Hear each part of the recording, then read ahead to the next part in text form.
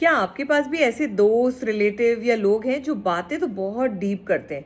क्या रखा है इतने दिखावे में? हम तो सिंपल फंक्शन करेंगे, पैसा सब कुछ नहीं होता लाइफ में, असली खुशी तो पीस में है।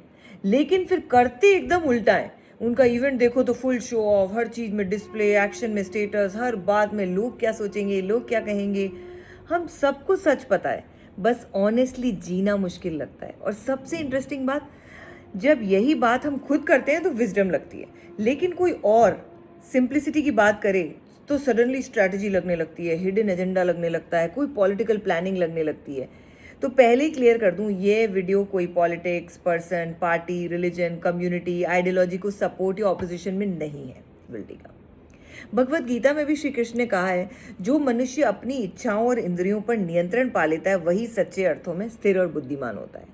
और प्लीज़, मेरा ये कहना बिल्कुल मतलब नहीं है कि हम ब्रांडेड कपड़े पहनना बंद कर दें या ज्वेलरी पहनना बंद कर दें। Gold, silver, diamond, cars, destination wedding, branded things, इनमें कुछ गलत नहीं है।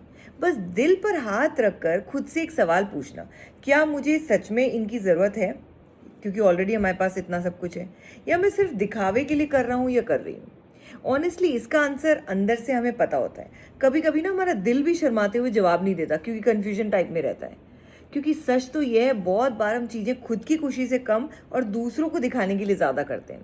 फिर हम खुद को एक्सक्यूज़ देते, नहीं नहीं ये तो मेरी इच्छा थी, ठीक है हो सकता है। लेकिन फिर भी अगर इतना सब होने के बाद भी वो सुकून नहीं है तो सोचने वाली बात है ना।